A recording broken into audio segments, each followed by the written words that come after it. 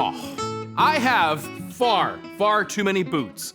But today that all changes because I'm only gonna keep 5 pair from my vast, embarrassingly vast collection. Welcome, I'm Carl Murawski. This is the channel that helps you own better, look better, and live better. And so, I mean, what kind of idiot creates a boot throne?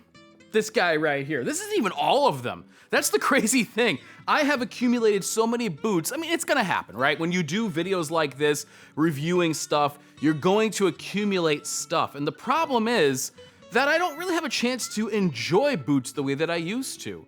It's not like I would save up and I would buy a boot and really get to know it and break it in and spend time with it months and years and become, you know, fairly attached to it because I have to move on to the next one. Typically now I'll do 1 month of wear and then I'll move on to the next one. So we're gonna make this only casual boots, and if there's enough interest in this video, maybe I'll do one about the work boots that I keep because I'm gonna do the same thing with that. My #1 pick won't be a surprise to anybody, and that's the Kreosote nail shank.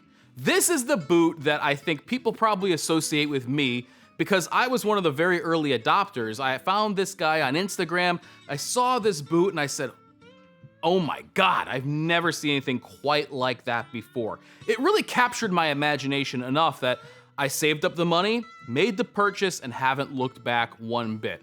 Now, these are special, even among the most high-end, top-tier boots that I own. In that group, they're still special because they're made by one pair of hands with mostly hand-powered machinery in a very old way.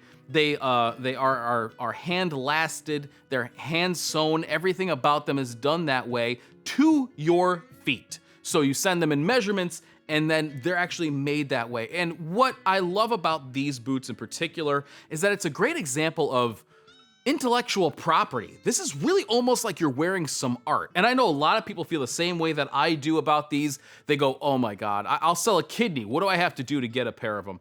And well, that's one of the other things, that they are pretty exclusive for a couple of reasons. #1, because they're expensive as all get out. Now, when I bought these, they were $900. They've doubled in price since then.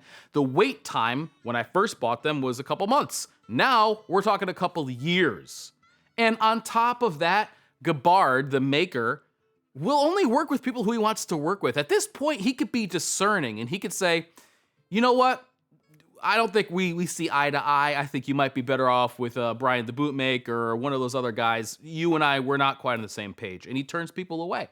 So, you know, even if you come to the table with the money and the time and everything like that, you might not even get a pair of these. But if you do, you will be greeted with a pair of boots that not only fit perfectly, but wear like nothing else. No other boot that I own here feel like the nail shanks. They're really special. #2 is kind of a weird one, and that would be the Whites/Bakers Bounty Hunter. Now, the Bounty Hunter boot is essentially a smoke jumper on the semi-dress last. So you have a work boot that's on a sleeker last, so you get that kind of look of a more casual boot. I also got this particular model. I bought it a while ago. I think I bought it for somewhere close to about $600 because this is in Horween horsehide, and it's also fully lined, I believe, with goat leather. And you know, there was just something about it where I was like, I gotta get a pair of whites. I don't wanna get just any old pair of whites. This was my first pair that I ever got. So I ordered them with no holds barred. Just got everything I could, really just went a la carte on the menu there. Even got the unstructured soft toe, which in the beginning I was kind of hesitant about. I got them and I thought, uh-oh, I made a mistake. This thing looks like it's caving in. That's what a soft toe looks like. But then over time, as it flattens out, they become so comfortable, and I love these boots. I wear them all the time. I also love the fact that I think I ordered them with eyelets all the way up, which is a little bit more of a pain in the neck to put on, but I really like that look a lot because, you know, it's cleaner. It doesn't get the hem of your jeans stuck on the edge. In my opinion, it almost doesn't get any better than these. My next one, I almost hesitated to put on the list, but I gotta be honest with you because the rest of them are leaving, is the Nix Pullman Engineers. Now, call them what you want. Call them the Pullman Engineer, call them the Vintage Engineer, call them the Greaser, and go ahead and get lit up on the message board. I don't give a damn. They're great boots no matter what you call them. And I think it's kind of lame to put a Nix and Carl collaboration on here in a way, but I think we really just nailed it with these. I love everything about them. Again, soft, unstructured toe, which I found very, very comfortable. That combined with no lacing in the front make them wear like slippers right off the bat. However, you still have the Knix build quality with all those layers of leather beneath your feet. The half sole, the black Horween waxed flesh. I've been getting a ton of wear out of these.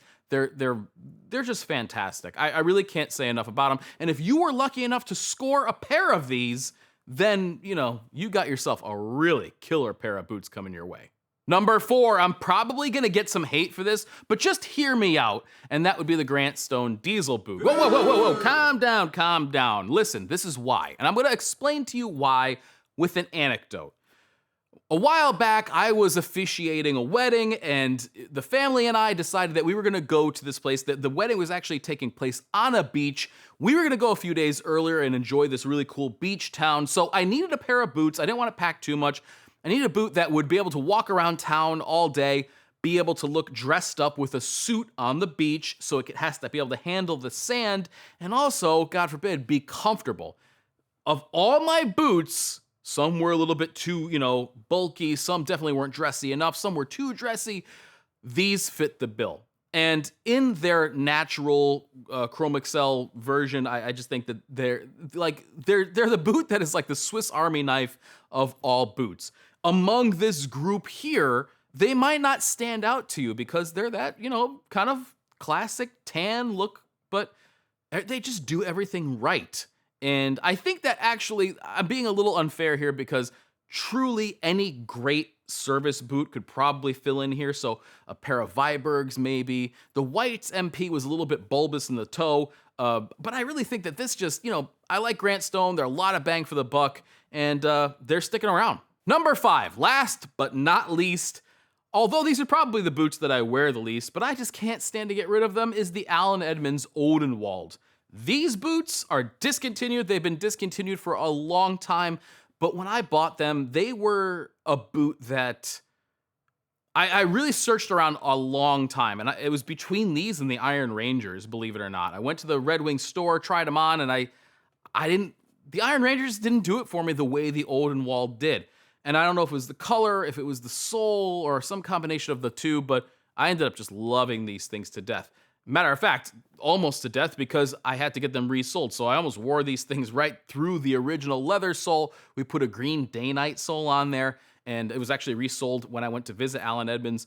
I just have a really, really fond memory of these boots. And these were the ones that really changed my mind as to how great boots could be.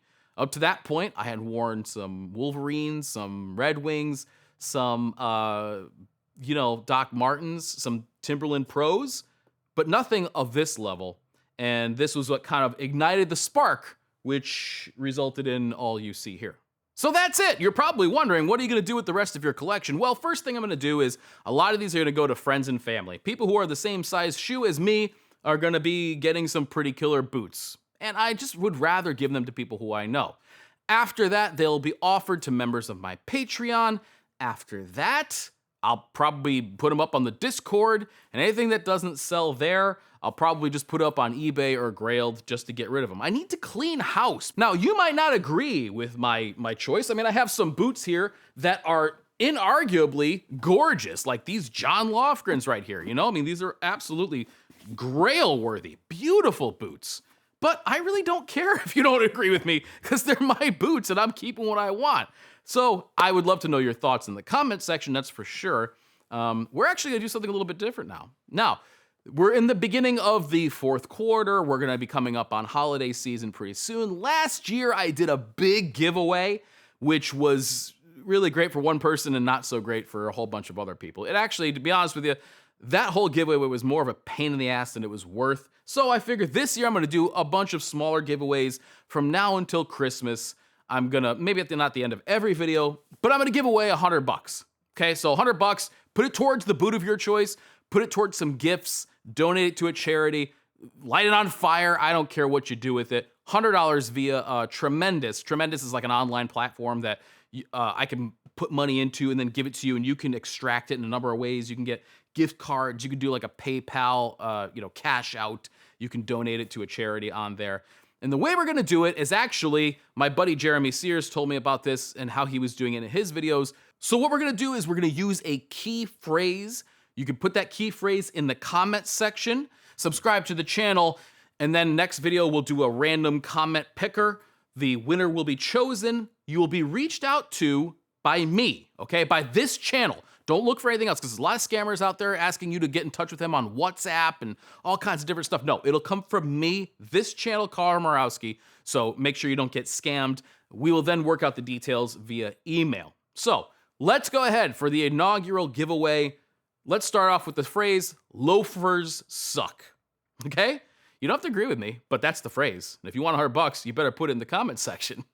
So loafers suck. Write that in the comment section below. Next week, we will do a drawing and we'll figure out who wins. And then we'll come up with another key phrase. And we'll just keep doing this.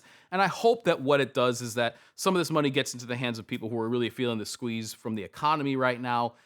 You know, it seems like your money just goes a lot less far than it did before, and I'm hoping that this can help some people out. And what I've done is I've taken all of the boots that I told you about today and I put them in one playlist. So this will be my top 5 boot playlist. You can go in there and you can check out the first reviews that I did about them. I think I did 2 videos on the nail shank, and you can go ahead and check those out if you're interested and see maybe why it is that I chose these 5 boots.